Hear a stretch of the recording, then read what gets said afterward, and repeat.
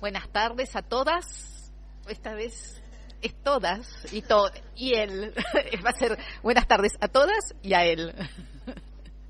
Bueno, yo soy Laura Pagani, soy médica obstetra con 30 años o un poquito más de experiencia en la obstetricia, en un hospital público donde obtuve toda mi capacitación y además, bueno, también trabajé en forma privada, en mi propio consultorio, en algunas instituciones, y también trabajé en una fundación que se llama Fundación para Estudio e Investigación de la Mujer, que es una ONG que justamente trabaja en la promoción y el desarrollo de los derechos sexuales y reproductivos y sobre salud sexual y reproductiva.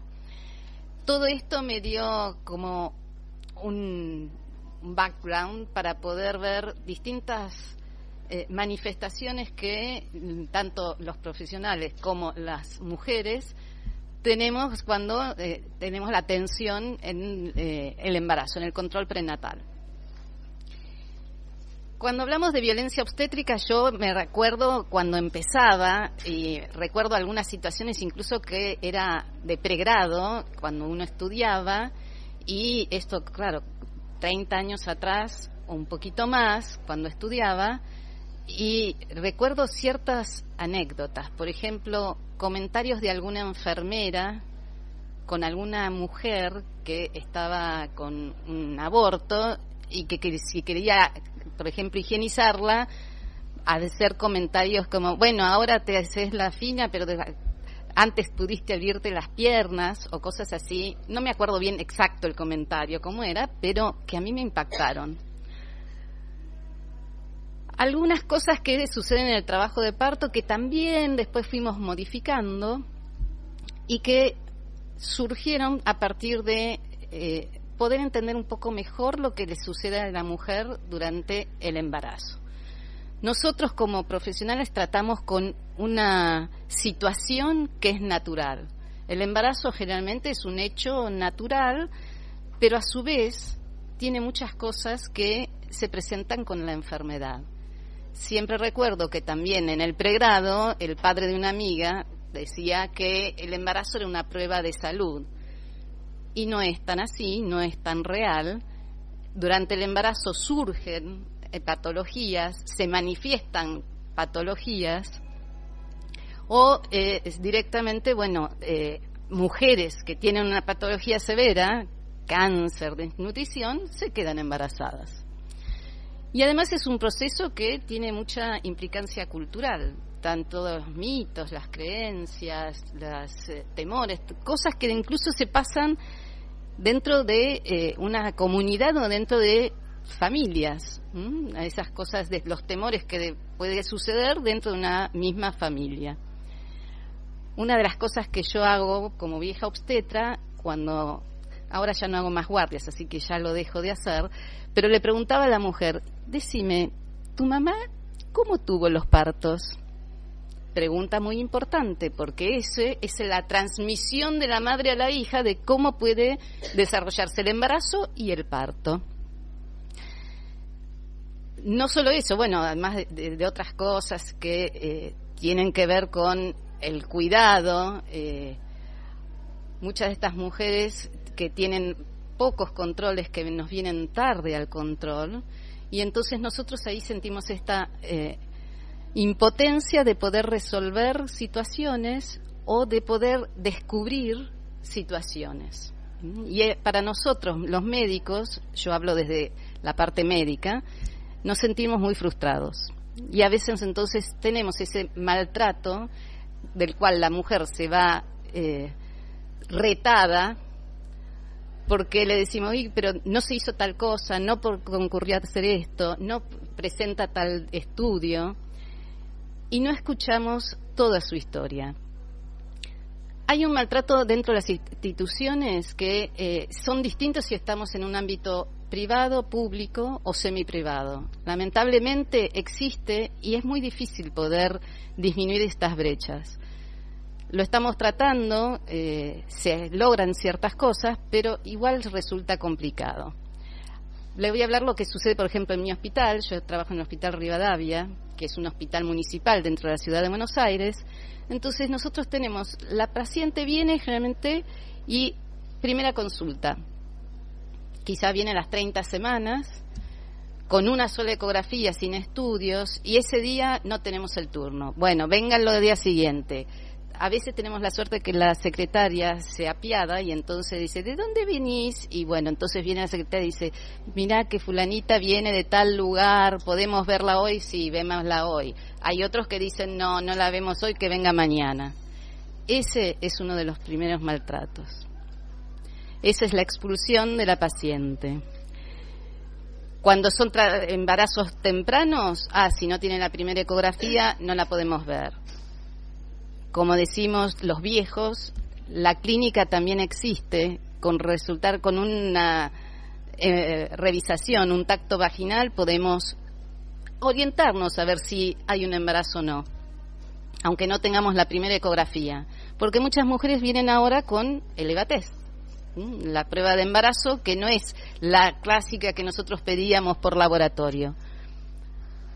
Y entonces ahí ya tenemos, si no, oportunidades perdidas. Por lo menos sí, de pedirle la primera ecografía, de pedirle los análisis, de vacunarlas, de entablar esa relación médico-paciente, que es justamente el arma más importante que tendríamos que tener. Otra de las dificultades es que en los ámbitos públicos muchas veces estas mujeres son seguidas por diferentes profesionales. Eso es una lucha que a veces tenemos con los mismos colegas, porque decimos, preferible que la vea siempre la misma persona, porque así uno puede empezar a conocer a la paciente, saber justamente que no se sienta retada, porque a veces a alguna persona se siente un poco retada, pero le sirve la confrontación, a otra no le sirve la confrontación, le sirve más que le sobemos un poquito la espalda, o que le hagamos un chiste, que le hagamos a través del humor. Es decir, eso es algo que lo podemos lograr solamente si vamos conociendo a la mujer que tenemos enfrente. Si en la consulta vamos cambiando de médico, la mujer no entra en la confianza suficiente para plantear más cosas que no sean solamente cuestiones de salud, que son cuestiones de su ámbito familiar, personal, que a nosotros a veces esto nos sirve para hacer una interconsulta a tiempo con los servicios de salud mental, con el servicio social, poder esa mujer derivarla para una atención integral y no solamente desde lo físico. También tenemos el tema de la falta a veces de turnos con los estudios que les pedimos, y eso también es un poco una mala atención y una violencia, porque sabemos que en los ámbitos privados todo esto es mucho más sencillo. A veces en el hospital rogamos que la señora también tenga una obra social. El hospital público está abierto a la atención de cualquier persona, tenga prepago, obra social sindical, mutual, lo que sea.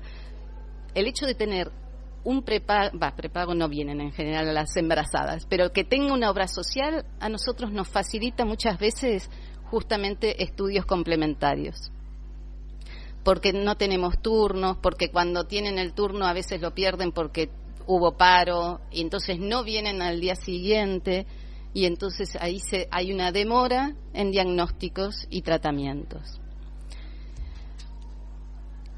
Además del ámbito institucional, tenemos la excesiva a veces medicalización del trabajo de parto, al cual fui paulatinamente viendo cómo se fue modificando. Cuando yo comencé, allá lejos y hace tiempo, en realidad sí, venía la paciente, ya tenía 3-4 centímetros, pongámosle el suerito, empecemos a conducirla, empecemos a gotearla. Bueno, en la actualidad ha ido modificando, y eso sí es una ventaja en el ámbito público, porque en esto sí se tiene más paciencia y se espera un poco más. Esa es la deficiencia en el ámbito privado, que quizás sí se toman medidas más activas y las cuales pueden redundar en terminar en una operación cesárea. También a veces leo por allí el excesivo cantidad de cesáreas que los profesionales hacemos. Y en esto me quiero demorar también un puntito, porque la actualidad es que hay también una ley en la que las mujeres pueden pedir la cesárea electiva. Y en eso tenemos que tener también mucho cuidado, porque las cesáreas son intervenciones quirúrgicas que pueden tener complicaciones. Estas complicaciones, como cualquier intervención quirúrgica, pueden llevar a dificultades posteriores en esa reproducción, en la futura reproducción de la mujer, y hemos tenido también consecuencias mucho más graves. Pérdidas de órgano genital y muertes por excesivas cesáreas reiterativas que pueden terminar en una muerte materna. Entonces, decidir una primer cesárea es justamente el punto más crucial dentro de la obstetricia.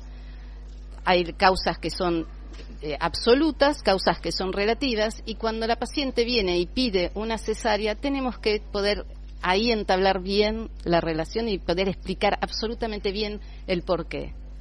¿Cuál es el tema? Hace poco justamente tuve una paciente que tenía ya partos anteriores, pero que estaba muy angustiada porque quería tener su cesárea. Tenía una hija que había tenido un bebé que se había muerto porque tuvo una infección por un estreptococo, lo cual hizo que el bebé que nació tuviera una sepsis. Y como ella también tenía ese estreptococo, opinaba que era mejor la cesárea. No hubo manera de convencerla y la señora estaba muy, pero muy angustiada. Con lo cual, sí, decidimos hacer la intervención quirúrgica, pero lo importante fue explicarle detenidamente, sencillamente, con palabras claras, para que pudiera entender cuáles eran todos los riesgos. Porque si bien esperamos el momento adecuado, nosotros no tenemos la exactitud del bebé, del momento de nacimiento. Y de hecho, puedes pensar, bueno, vamos a hacer la cesárea a las 40 semanas y resultó que tiene 3 semanas menos el bebé. Y eso puede llevar a que el bebé tenga también problemas por prematuro. Si bien a las 37 semanas es casi un chico de término. Entonces, cada vez que nosotros tenemos que hacer una intervención y tenemos que hacer cualquier tipo de estudio o cualquier tipo de tratamiento, tenemos que explicar adecuadamente, simple y sencillamente, desde lo que vamos a hacer. Una de las cosas que cuando pensaba en esta conferencia era justamente de qué manera podemos modificar estas situaciones. Y la verdad es que una de las cosas que creo que tenemos que hacer es poder trabajar más en equipo. Yo hablé desde lo médico, de la obstetra.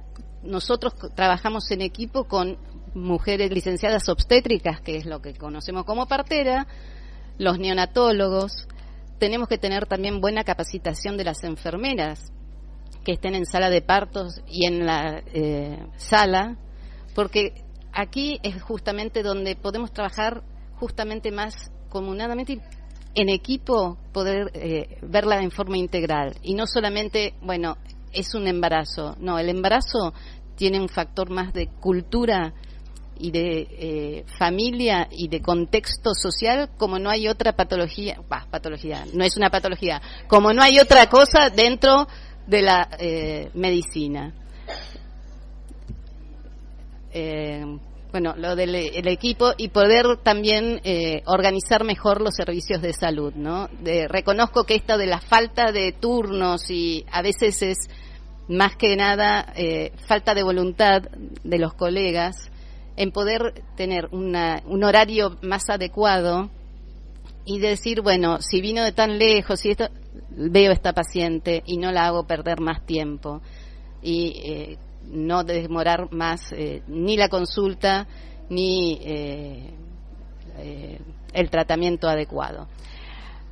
Quería también establecer, en la ciudad de Buenos Aires nos han pedido desde el Ministerio de Salud que hagamos como consulta, es decir, una búsqueda activa de las mujeres que perdemos en el control. que a veces nos resulta difícil porque los celulares que nos dan no funcionan, pero estamos tratando de reincorporar a aquellas mujeres que venían a la consulta y dejaron de venir. Como así, cuando encuentran en el laboratorio alguna infección, también las estamos llamando para decir, concurran, que tenemos que darles un tratamiento, tenemos que hacer tal cosa, que es todo un gran avance. Esto no sucedía hace 20 años atrás, ni hace 5 años atrás, con lo cual, bueno, me siento orgullosa de que lo podamos ir implementando. Así que, bueno, muchas gracias y las dejo. Tengo que hablar acá, ¿no? Sí, si no me muevo mucho, no hablo muy bien. Hola. Bueno, nos presentamos, que no me presenté por ahí porque nosotros, digamos, parte de las que estamos acá y parte también Eliana, estamos dentro del grupo de trabajo perinatal de APSA, que bueno, lo conformamos hace un poco más de un año y pico, y el objetivo es justamente pensar en el rol de, digamos, de nosotros como psiquiatras en el área perinatal. Y bueno, agradecemos mucho a la doctora Pagani que está acá y que también, digamos, es muy cercana a este espacio, y también nuestro objetivo es que este espacio esté conformado por distintas disciplinas que también hacen, digamos, que la labor sea también más rica y que también podamos desempeñar nuestro rol en relación a los equipos de trabajo que vamos armando. Bueno, un poco la idea es hacer como el tema de la violencia obstétrica es un tema que estuvo bastante en auge el último año, sobre todo, y hay como muchas posturas, algunas muy extremas para distintos lados, y mi objetivo en esta presentación sobre todo era hacer un paneo general y ver nosotros como profesionales de salud y puntualmente como psiquiatras cómo nos vamos a ubicar en torno a esta temática o qué ejes podemos tener en cuenta. Bueno, cuando hablamos de violencia, sí, pero el parlante hace. Escuchamos voces. No sé, parece. ¿Tengo que hablar siempre de acá?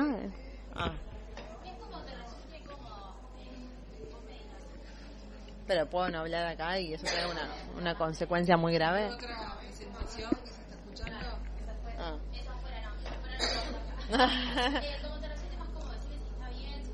Sí, está bien.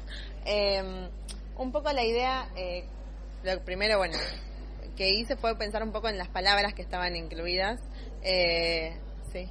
Entonces, bueno, de la definición de la Academia Española de Violencia, lo que más digamos, bueno, cualidad de violento, acción exacta de violentar o violentarse, acción de violar a una persona, bueno, esas son más o menos las que uno por ahí tiene más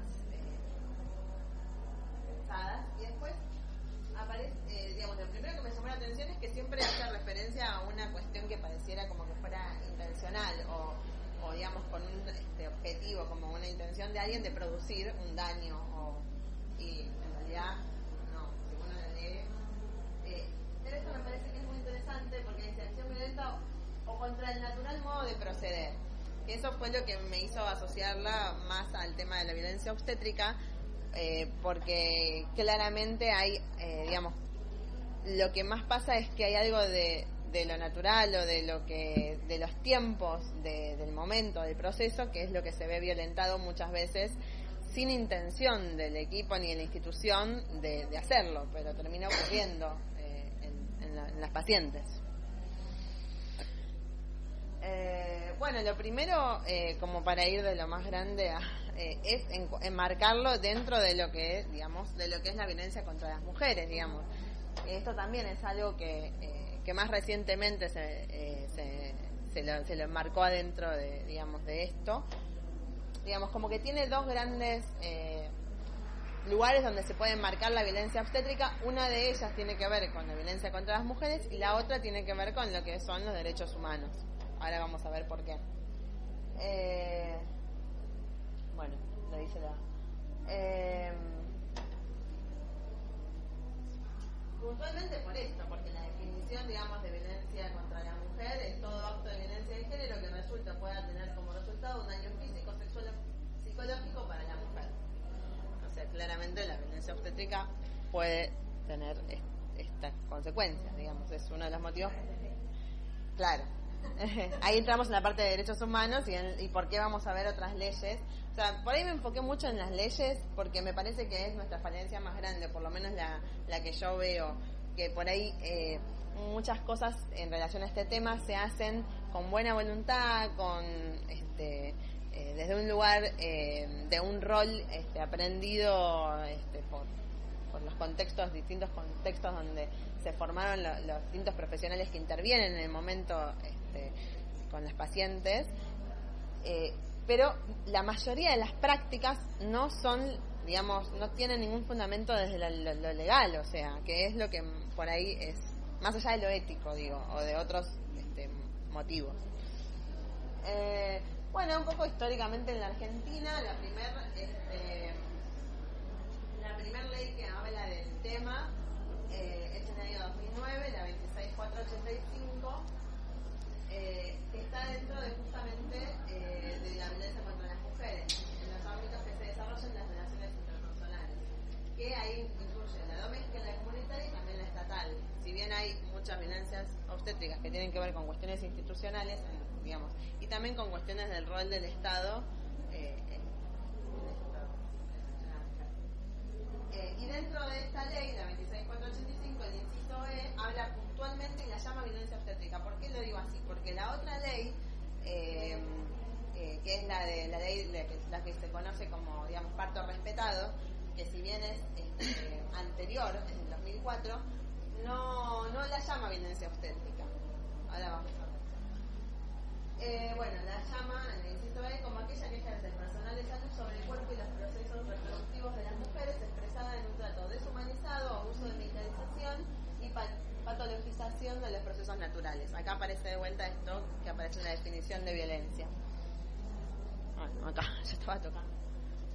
Bueno, así como a nivel mundial está, digo, esto más que nada desde el año 85, que ya en la Declaración de Fortaleza en Brasil, la OMS y la OPS hablan de esto que parece como ingenuo o que el nacimiento no es una enfermedad.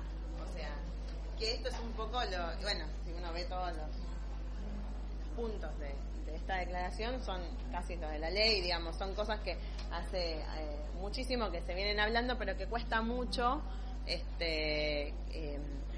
poder implementarlas, en parte por el rol, digamos, de los profesionales de la salud, digamos, en relación a las personas que están institucionalizadas en un hospital. O sea, el lugar donde el hospital como institución pone al paciente. Digamos, esto le podemos llamar violencia obstétrica, pero hay muchas otras situaciones donde una persona está transitando una hospitalización y hay un montón de estas cosas que ocurren con su cuerpo también. Bueno, como decíamos antes, que es la 25929, que es la de parto respetado del año 2004 y que se reglamentó en el año 2015 recién. Bueno, en la ley, digamos, ¿cómo? ¿Se pasa un poco? Sí, como unos 11 años. Como decían, en el 2009 fue la violencia contra las mujeres, que ahí la llama violencia obstétrica. En esta ley no habla de la palabra violencia obstétrica, habla de parto respetado, que son todas, que en realidad tienen la mayoría de los puntos en la declaración de Fortaleza, y son como tres, habla sobre tres sujetos sobre todo, que es por un lado la mujer, por otro lado el padre, digamos, el padre y la madre, digamos, como familia, y el niño, digamos. Son los tres, los derechos que habla de estos tres sujetos. Hola. Bueno, estas son las de la madre, que a mí puntualmente habla, bueno, el tema de estar informada, o sea, también lo quería, como me repetí bastante la ley porque también, o sea, creo que cualquiera profesional de la salud sensato lo lee y le parece como, sí, obvio. Y después en la práctica cuesta un montón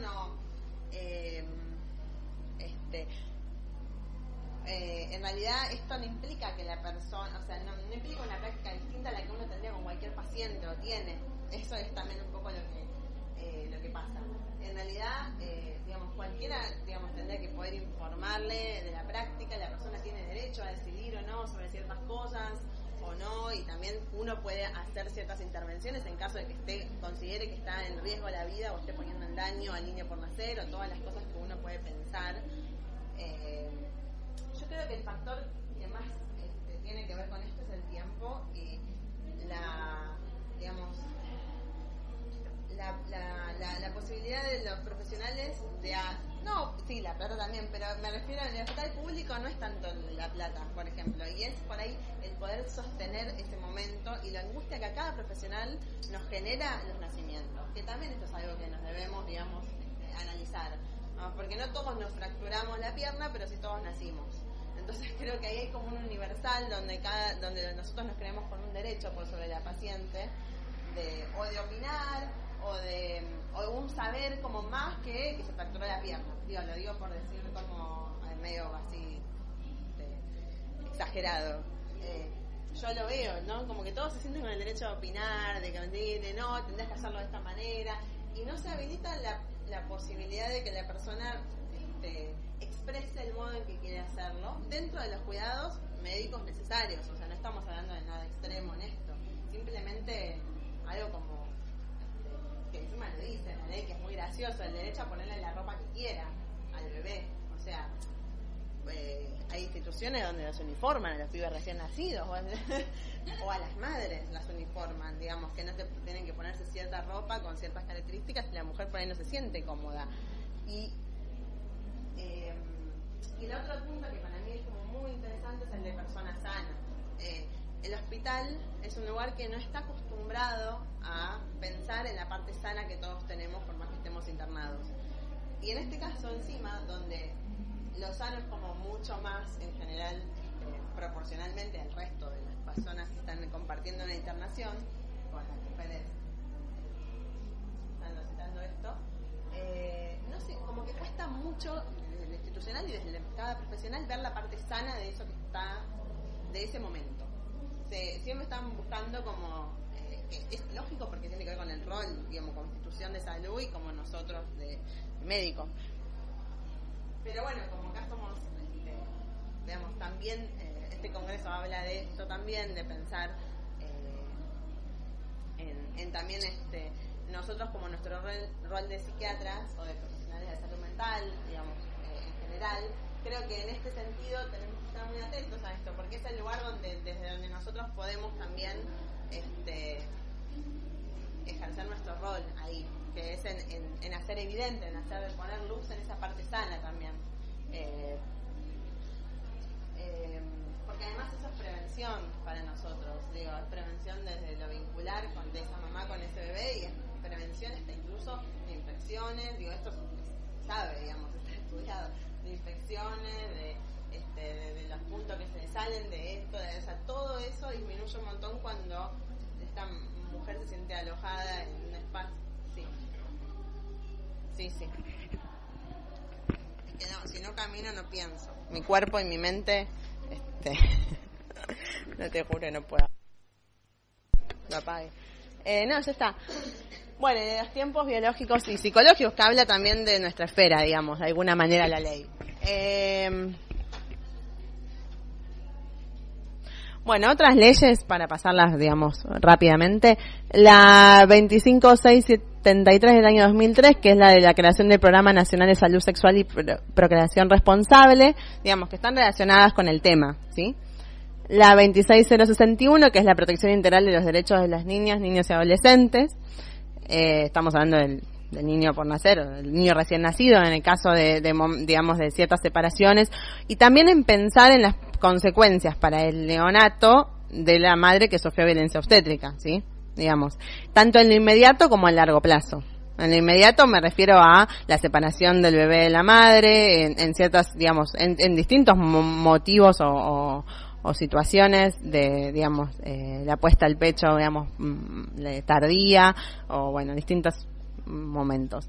La 26130, que es que habla de las intervenciones de contracepción quirúrgica, tanto la ligadura tubaria como la vasectomía, que acá pasa un poco algo parecido, que es un poco que a veces el profesional de la salud tiene una idea de lo que es lo mejor para esa persona, para un lado y para el otro. No, tenés 20 años, ¿cómo te vas a hacer una ligadura tubaria? Sí, pero tiene 3 pibes y no tiene ganas de ser madre, que es lo que nos pasaba con ¿te acordás con quién? Y era, pero no, tiene 20 años, ya vas a conocer a otra pareja y vas a ver que vas a querer tener hijos. No quiere, o sea, no quiere y no quiere y no tiene ganas y es su derecho y como querer convencer con tu, no solamente con el prejuicio de ese profesional, sino también con un lugar y una historia que tiene ese profesional y que no está pudiendo empatizar con la vida que tuvo y tiene y proyecta la otra persona. Y para el otro lado también, tenés 40 años y 8 pibes, tenés que hacerte una ligadura. No quiere seguir teniendo hijos. No, dale, ahora hacemos una cesárea. La pelmazamos la trompa, la apretamos un poco. No, quiere seguir teniendo hijos, se abordarás de otro lado, pero no es esta la forma. Entonces, bueno, eso también es violencia. Y la otra, la 23162, que en realidad la puse porque, bueno, tiene relación, podríamos seguir poniendo un montón, que tiene que ver con la utilización de nombres indígenas, la incorporación, digamos, a otra ley, que en realidad lo traje más que nada porque esto mismo que decía la doctora Pagani en relación al componente cultural, que muchas veces no se respeta y no es tenido en cuenta, y los profesionales de salud hasta nos asustamos o lo interpretamos desde otro lugar y decimos, no, bueno, ojo, es cultural también. Nos pasa con todo, digamos, con pacientes rusos también nos ha pasado, que culturalmente son tan distintos. También, sí, o pacientes orientales, o bueno, pacientes de otras comunidades también.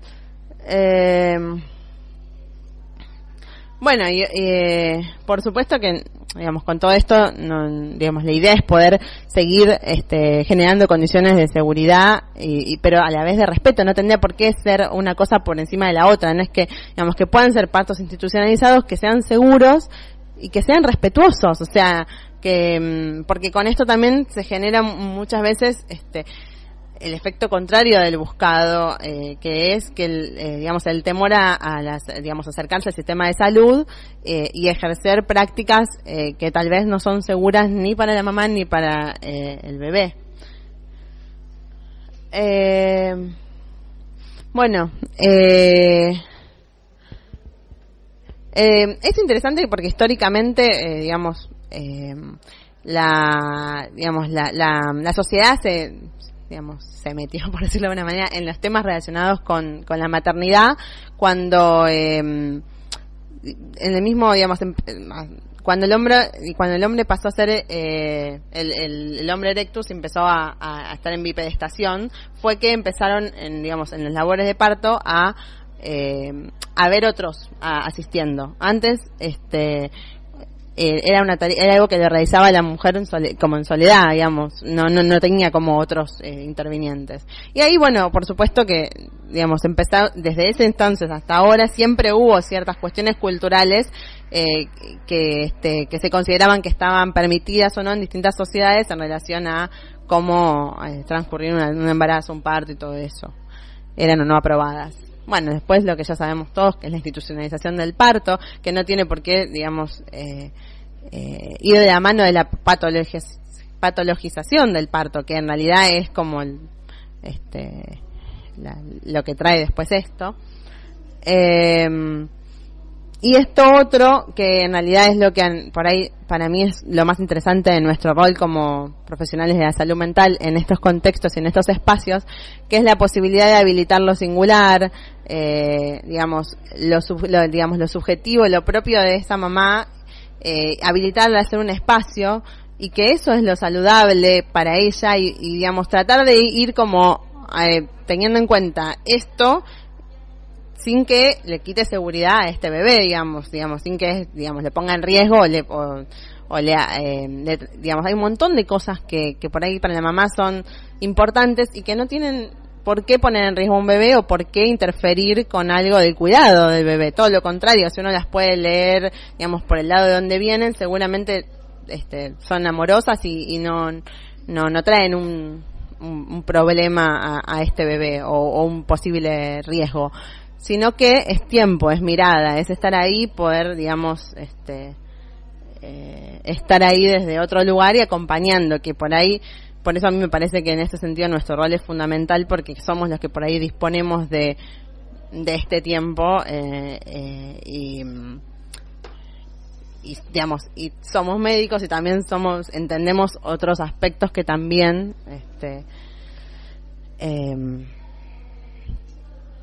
bueno, esto lo pongo porque a mí siempre fue algo que me llamó mucha atención y que es como bien de alguna forma significativo de lo que pasa con, digamos, que se llame cuarentena al periodo después de, creo que alguna vez te lo comenté, Laura, no sé si te lo llegué a comentar.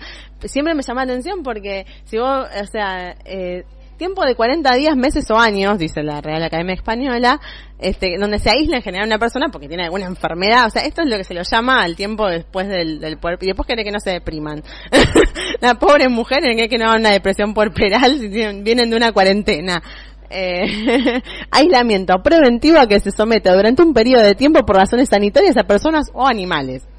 Bueno, esa es la cuarentena que la usamos mucho. Bueno, esto un poco ya lo dije, ¿no? Habilitar las distintas maternidades y los distintos maternajes y lo singular de que en cada mujer se pueda ir habilitando eso, que vaya surgiendo eso sin tanta norma en lo que no es necesario que haya norma. Bueno, esto es un poco ¿qué lugar tiene lo singular en el hospital? En un momento donde es tan importante que puedan conectar con lo singular. Es terrible, terriblemente cotidiano también, ¿no? Bueno, como que cuando uno piensa en todo esto dice, bueno, ¿por qué nos preocupa? A mí me preocupa por lo menos esto porque genera daño. Puntualmente por eso, si no, no me preocupan a mí las cosas en general. Bueno, un poco esto para sintetizar. En relación a las mujeres, creo que, bueno, muchas no saben o no tienen tanta idea de sus derechos y lo toman como muchas cosas que tienen que ver con derechos, las toman como... Ay, bueno, gracias por esta persona que me atendió, tuve la suerte que me dejó que mi pareja ingrese, tuve la suerte que me dio al nene cuando nació, tuve la suerte que pude elegir la posición de cómo quise que para parir. No son suertes, son derechos. Y después la legitimidad de las prácticas que nosotros creemos que son legítimas y que en realidad son totalmente ilegales, el 90%. Bueno, el rol del psiquiatra, así como algunos puntos en las generalidades, el abordaje de lo singular, el rol en la prevención, en lo vincular, el habilitar la salud como un espacio, digamos, para la salud adentro de los contextos hospitalarios. La psiquiatría de enlace también tiene su rol en relación a todos estos equipos, digamos, todo el equipo y todas las personas, digamos, profesionales de salud intervinientes en este momento, donde a veces son 10, 12 personas, entre obstétrica, neonatólogos, médico obstetra, enfermera, trabajadora social, terapista ocupacional, musicoterapeuta, psicólogo, psiquiatra. Bueno, somos un montón y cómo podemos aprovechar la multiplicidad de voces. Y también nosotros tener en cuenta que nuestros compañeros de equipo, no, ninguno en general es malo, sino que también les pasan cosas, como poder entenderlo desde ahí, acompañarlo y tratar de tener un rol en ese lugar. Y la visibilización y tratamientos de trastornos psiquiátricos relacionados también, por supuesto, en los casos en los que, bueno, acá como en DSM-5, digamos, esto es como, nada, lo traje como para tener en cuenta, digamos, es algo que nos compete y mucho, por lo menos, la cantidad de trastornos psiquiátricos que están relacionados a violencia obstétrica, todos estos yo los vi en la clínica, en el consultorio y en el hospital, desde trastornos depresivos, digamos, desde trastorno depresivo o depresión puerperal, porque bueno, digamos, depende. Trastornos de ansiedad como el TAG o el trastorno de pánico, trastornos relacionados con traumas y factores de estrés, desde un TEPT, que es bastante frecuente, cada vez se asocia más, trastorno de estrés agudo, trastorno de adaptación, que también se asocian con otras situaciones de hospitalización, la aparición de estos trastornos disociativos, trastornos de síntomas somáticos, y las disfunciones sexuales, que son altísimas en la clínica.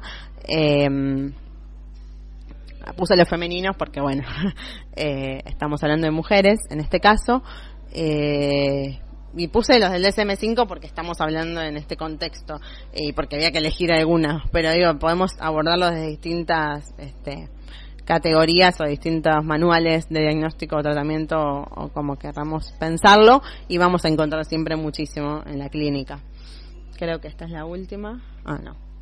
Bueno, y esto pensado en la mujer, y después esto otro que no es menor para nada, que bueno, cosas puntuales que algunas ya las dije, desde el empiezo tardío de amamantamiento, no poder ocuparse de los cuidados del bebé y digamos, y el coletazo que nuestra sociedad trae eso, digamos, en relación al rol supuesto de la madre y la mala madre, toda la culpa y después todas las horas de análisis que eso, la baja autoestima y autocrítica en relación a su rol como madre.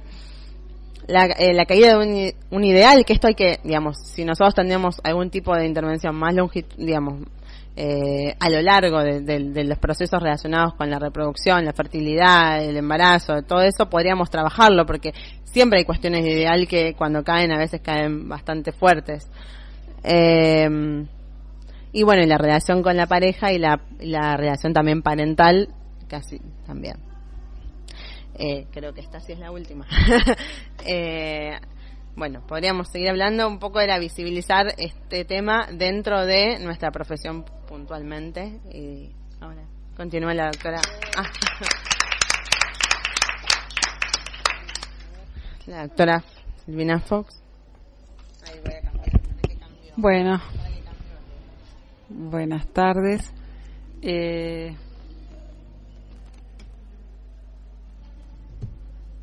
Yo también pertenezco a este espacio de trabajo perinatal y hace muchos años trabajo en el servicio de obstetricia del Hospital Italiano, donde armamos un espacio, digamos, de salud mental perinatal, y a partir, digamos, de la clínica surgió el interés por empezar a hablar, digamos, de cómo los profesionales de la salud nos comunicamos con nuestros pacientes. Y quizás el efecto no tan beneficioso que tiene nuestro discurso, ¿sí? Y cómo puede hacer más que quizás ayudar, dañar, sin una intención, pero finalmente puede dañar. Bueno, a ver cómo hago para el... No, a ver, pásame, ahí está. Bueno, entonces voy a tratar de mechar todo el tiempo con cuestiones clínicas que me parece que siempre son ilustrativas. Cuando transmitimos información, ¿no? Esto hace que se pueda, digamos, a los pacientes, puede eso inadvertidamente hacer que se amplifiquen los síntomas y convertir toda esa situación en una fuente de angustia. Yo creo que ayer en el consultorio, anteayer, me surgieron situaciones en las que me relatan pacientes lo siguiente. Una mujer que está por tener familia ya en sala de partos, va a tener, se sabe, una cesárea programada. Está con su obstetra y me dice, yo que hice las cosas bien, le traigo al anestesista la placa de mi columna que tiene mucha escoliosis, doctora. Entonces se la doy para que él vea bien cómo es mi columna por el tema de la peridural, y el doctor es una chica con ansiedad que está tratada por mí, o sea que ya viene con su montón de ansiedad. El doctor dice, esta columna está muy mal, está muy mal, yo no sé qué va a pasar. y esa chica iba a recibir en ese momento la peridural. No, bueno. Esta columna es un desastre, no sé qué va a pasar. El obstetra trata de calmar los ánimos y dice, bueno, es un poquito nervioso, dice el anestesista, a la paciente que está porque le hagan todo el procedimiento. No te preocupes, le dice, está un poquito nervioso, viste, es así, es medio nervioso. No. Claro, justo, también dando vueltas. Bueno, a ver, esta chica encima, digamos, lamentablemente sufrió, aparte, o sea, esto es previo al comienzo del parto. Tiene un parto traumático encima. Nadie tiene la culpa, pero tenía 500 profesionales encima de su panza porque el bebé no bajaba, gritos. Al lado de su parto había otro parto que gritaban, es una FM. Ustedes sabrán lo que es un FM. FM, feto muerto. Bueno, o sea que todo eso después me relata lo que es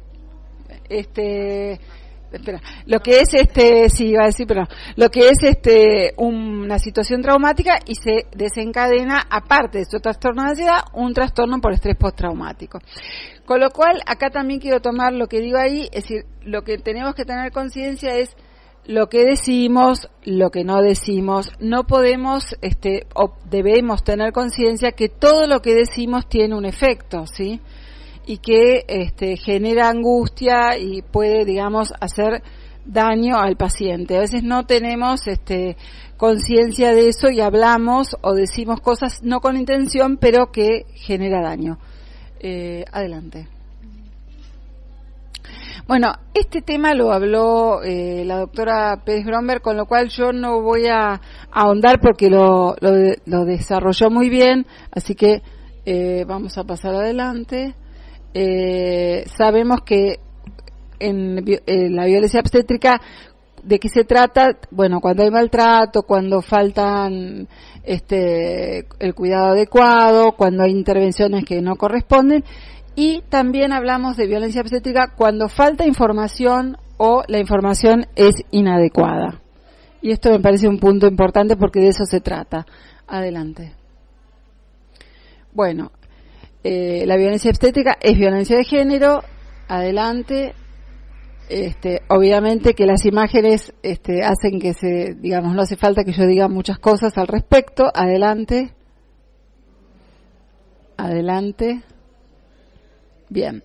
Bueno, lo que hablaba recién Violeta y ahora yo hacía mención, este trastorno está cada vez aumentando, tiene un 30% según estudios que se presenta en forma incompleta y del 1 al 6% en forma completa. Hay que saberla distinguir de la depresión posparto, porque la depresión posparto tiene determinadas características, pero el trastorno por estrés postraumático, que ocurre después del parto, se caracteriza porque la paciente relata miedo, terror, sufrir pesadillas, sufrir lo que se llama flashbacks, que son imágenes que se le vuelven de lo que ocurrió durante el parto, pensamientos negativos, irritabilidad. Bueno, la paciente me decía, yo no quiero pensar, dice, porque cuando pienso me pongo muy mal, y le venían de vuelta las imágenes. Bueno, es decir, tenemos que tener, hay veces que se pueden evitar estos partos traumáticos y a veces no tanto, como cuando se dan situaciones en las que, para salvar al bebé se genera tensión en el equipo médico y el tema es que poder diagnosticarlo para poder tratarlo a tiempo. Adelante.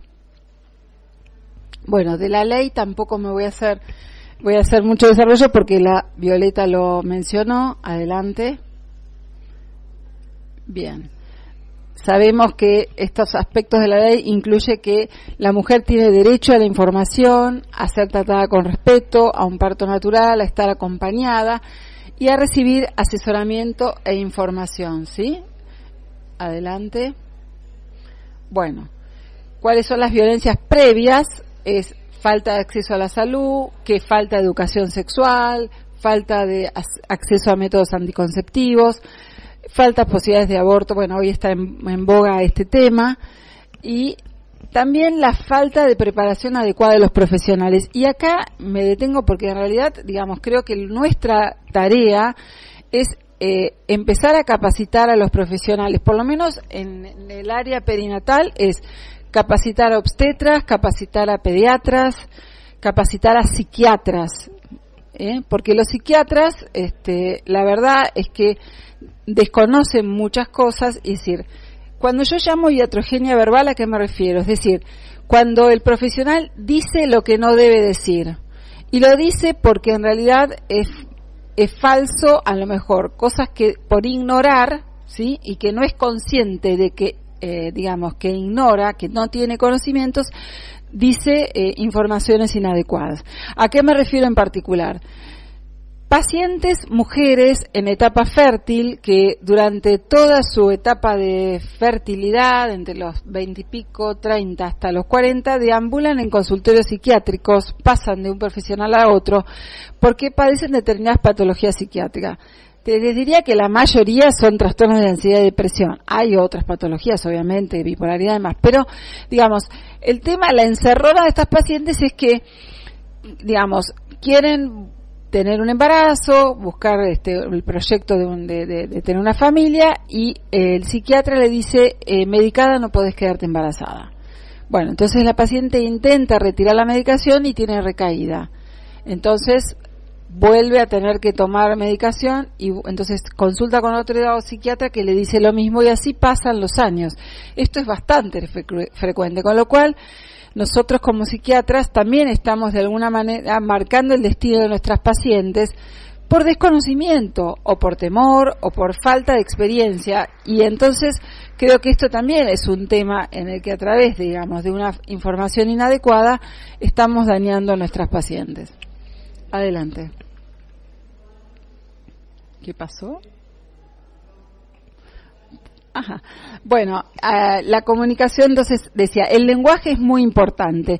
Tenemos que tener un lenguaje comprensible para las pacientes. Es decir, dentro de la formación básica de los médicos existe algo que se llama comunicación eficaz, que son habilidades para comunicarlos con los pacientes. Se hace a través de role-playing, con pacientes simulados a veces, con otras no, pero, no es menor saber comunicarse con los pacientes, la manera que nosotros transmitimos información, porque eso hace que se construya mejor una relación médico-paciente y también tendrá que ver con una mejor adherencia al tratamiento y un mejor pronóstico, ¿sí? Entonces, adelante. Bien. A ver, ¿a qué? Sí. Nosotros no sé si somos del todo conscientes del poder de nuestro discurso. O sea, la palabra del médico sigue teniendo un poder muy fuerte. O sea, que lo que decimos, lo que no decimos y cómo lo decimos va a ser muy fuerte sobre lo que recaiga en los pacientes. O sea, que tenemos que tener registro y conciencia de eso a la hora de hablar, ¿sí? Porque una vez que uno dijo algo, ¿sí? Cuando, por ejemplo, otra situación relatada ayer de otra paciente, viene de tener familia hace 13 días. Me dice, me pasó algo terrible. Estaba en la sala de dilatantes y escucha un diálogo donde quizás ni la obstetra pensó, ni la partera pensó que la paciente que estaba ahí iba a escuchar. Y le dice la obstetra a la che, ¿de dónde viene esta sangre? No sé, ¿de dónde viene? Era algo le estaba pasando a la mujer y ella escuchaba todo. Entonces, ella también tiene su trastorno de ansiedad y escucha que la obstetra no sabe lo que le está pasando a la paciente, que se lo dice a la partera. Es decir, tenemos que tener cuidado cuando hablamos en presencia de los pacientes. Es decir, esto no es menor, tenemos que tener cuidado cuando a la hora de hablar. También se escucha a veces que en los quirófanos, también me he relatado, decir, doctora, mientras me estaba cosiendo yo escuchaba que la obstetra le estaba preguntando a la instrumentadora qué iba a hacer más tarde, qué planes tenía. O sea, tenemos que tener cuidado de guardar ciertas, hay un otro ahí que se siente así como si fuera un fiambre que le están cociendo y que alrededor pasan cosas. Hay como falta de cuidado y de respeto. Adelante. Bueno, una temática que se da bastante es pacientes que llegan a una guardia por un ataque de pánico. Muy común. Escenario que se da frecuente. Llegan un ataque de pánico, le hacen estudios cardiológicos, placa de tórax, examen de sangre, ecografía, porque le duele el estómago, porque no puede respirar, porque tiene sensación de agua, lo que sea. ¿Qué le dicen? No tenés nada. Y la paciente, bueno, eso sea, pero el no tenés nada es lo peor que se le puede decir a una paciente, porque tiene. Empecemos a pensar que el cerebro es un órgano. Que está dentro del cuerpo, exactamente. Entonces decirle no tenés nada es hacer iatrogenia, porque la dejás a la deriva a la paciente. ¿Qué va a hacer la paciente con el no tenés nada? Se tiene que tratar. No tenés nada, andate tranquila, no tenés nada, no tenés nada. No tenés nada, claro, en el corazón, en los pulmones, pero la paciente está enferma, tiene que tratarse. Bueno, eso es un tema frecuente que tenemos que cuidar. Les cuento un relato en relación particularmente al nuestro, que hay una cantidad enorme de pacientes puérperas que no son diagnosticadas de depresión postparto, ¿sí? Por desconocimiento, porque no se les pregunta bien, a las pacientes cómo se sienten, o porque se subestima. Este es un relato de una paciente del interior que me llega a mí después de un largo periplo. La paciente tiene su parto y a los pocos días dice, me siento mal, algo físico. A ver qué pasa. Y ahora viene el ejemplo clínico. Me siento mal. Entonces va al clínico, el clínico la revisa, le dice que no tiene nada, pero yo estoy muy mareada, estoy con vértigo, la manda al neurólogo, el neurólogo va al otorrino y así va pasando por especialistas, hasta que la paciente sola empieza a enumerar los síntomas que tiene, los mete en internet y le dice que eso es depresión postparto. Y solita va al psiquiatra. A ver, va al psiquiatra y ¿qué hace el psiquiatra? Le suspende la lactancia, claro, porque si te medico te suspende la lactancia, o sea que vuelve a meter la pata. O sea, la trata porque ahí sí tiene depresión, pero le suspende la lactancia. O sea que seguimos haciendo iatrogenia. A ver, un ejemplo clínico. Vamos con el caso Carmen. Es decir, una paciente que buscó un embarazo, al nacer su hijo comienza con crisis de angustia, llanto, con correlato somático, palpitaciones, sensaciones raras. Y ella dice, bueno, volví a mi psicóloga. La psicóloga le dice, bueno, esto es normal, vamos a tratar tu angustia. Pero la paciente sigue con pensamientos espantosos asociados con la muerte, que le puede pasar algo a su bebé. A los 7, 8 meses, que ella sigue dándole mal, pero sigue con pensamientos horribles, la psicóloga lo único que le dice es que vamos a tratar tu angustia. Una vecina que es psicóloga le dice, mira querida, vos tenés que ver a una psiquiatra, porque algo no anda bien. O sea, está bien que vas a ser la psicóloga, pero no cierra. Va a la psiquiatra le dice que tiene una depresión postparto, pero ¿qué pasa? ¿Qué le hace? Le suspende la lactancia, porque le dice que no es compatible dar de mamar con medicarse. Bueno, seguimos con otro caso. En este caso era una paciente que me llega a mí a la consulta porque terminó su tratamiento en ese momento, pero tiene un hijito de 3 años más o menos, creo, y actualmente quiere volver a quedar embarazada, pero ya consultó con varios psiquiatras que le dijeron que medicada no puede quedar embarazada, y la chica ya probó y tiene recaídas. No hay ninguna embarazada ni diabética, ni hipertensa, ni epiléptica. Bueno, quiero decirles que volvemos a esta encerrona. Medicada no puede quedar embarazada y entonces de vuelta estamos en este círculo. Y llega a mí porque sabe que me dedico a psiquiatría perinatal, pero en realidad los psiquiatras tienen que estar mejor formados, pero no tiene que llegar solo a mí. Esos psiquiatras a los que consultó deberían ya estar más capacitados para tratar a estas pacientes. O derivarlas y decirme, yo de esto no sé, pero hay personas que se dedican a esto, no es que usted no va a poder quedar embarazada. Ok, vamos a otro caso.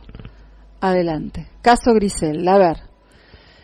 O sea que este caso ya fue un caso de una depresión postparto no diagnosticada. Bueno, otro, paciente con síntomas depresivos, angustia, desgano, mucho cansancio, desde que nació su hijo, y hoy tiene 2 años y medio. El obstetra que la vio muy angustiada en el momento que tiene el bebé le dice, ¿pero está deprimida?, le pregunta. Esto es el relato de la paciente. Y ella, que no entendía nada, le dice, no, bueno, no sé, le contesta. Entonces no la derivó y decidió que no le pasaba nada. Bueno, refiere que le planteó muchas veces al pediatra, que es la oportunidad, es la ventana de oportunidad que tenemos, porque durante el primer año de vida las mamás consultan al pediatra, no van a otro médico que no sea el pediatra. Entonces el pediatra, viendo que la mamá le cuenta que un bebé no duerme, ¿qué puede decirle? Bueno, a ver señora, ¿cómo está usted? ¿Cómo se siente de ánimo? ¿Está disfrutando de la maternidad? No hubo ninguna pregunta. ¿Y qué pasó?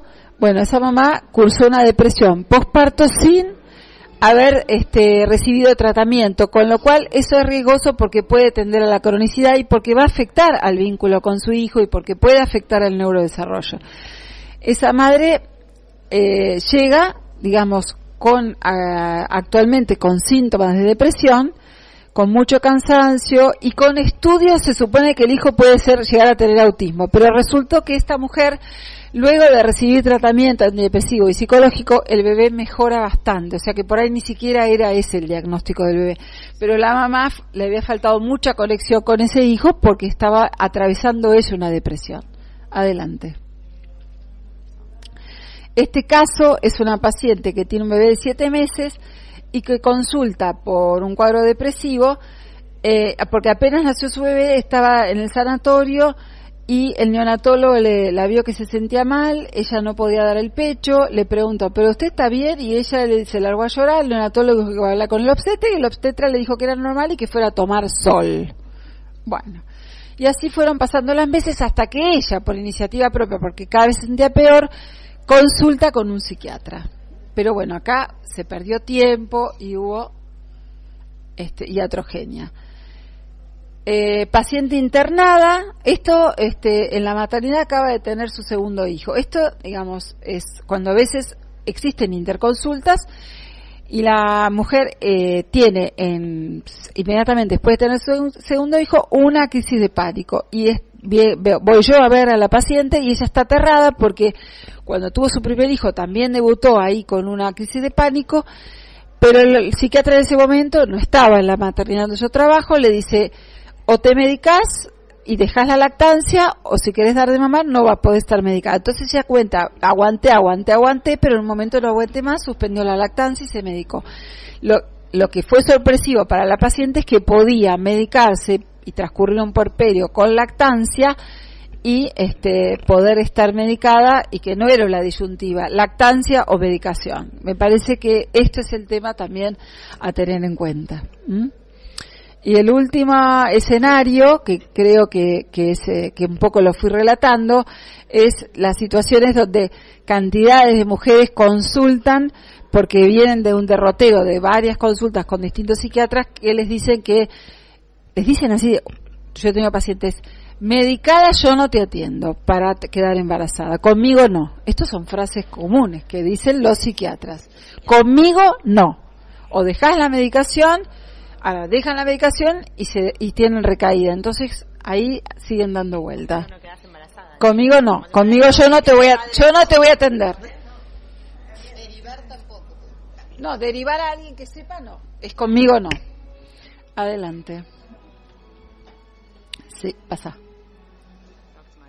Próxima diapo. Y decía, llegan a los 40 años y por ahí cuando quieren tener un bebé ya no pueden caer embarazadas y tienen que recurrir a métodos de fertilización.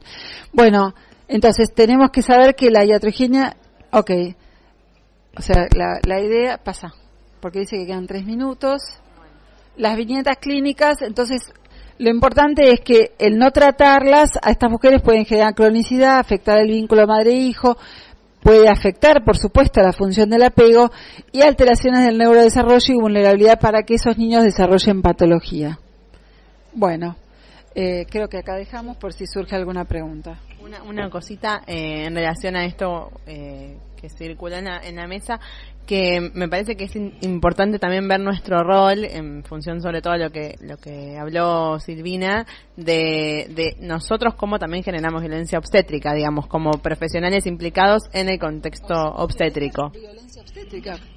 A través de la palabra, o la instrumental o el obstetra, nosotros también ejercemos violencia cuando no cuidamos a los pacientes como deberíamos hacerlo.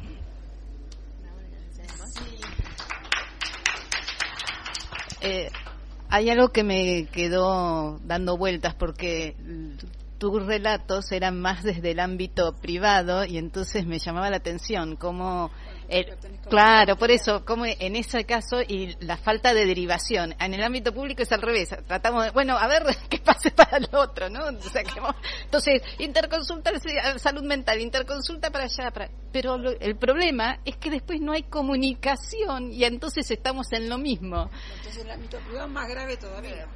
No sé, tienen así como, pero a veces pensando en mí misma, digo, bueno, en el ámbito privado también uno tiene la posibilidad de decir, a ver, ¿cuál es tu psiquiatra? Hola, soy fulanito de tal, mira, y y eso es lo que está faltando, comunicación entre los profesionales de salud, sea donde sea, ámbito público, privado, lo que sea, pero no sé, estaremos subidos a la ola. Sí, eso también es violencia en tanto que fragmenta al paciente. Y eso es súper violento. O sea, que porque además se generan estos dichos de distintos y que no sabe, digamos, quién tiene la verdad, quién no, y todos hablan sobre un cuerpo totalmente fragmentado. Cabeza por un lado y cuerpo por otro lado y después todo el cuerpo. Sí. Quiero decirles que muchísimas pacientes a mí me llegan por las redes sociales y porque hay foros donde le pasan el dato. Yo conozco una psiquiatra que medica, así yo no sé ni de qué se trata, pero se van pasando los datos entre las puérperas, o sea, pero a ver, está bien, llegan acá, pero la idea es que los profesionales estén mejor formados. No me parece que sea la mejor forma.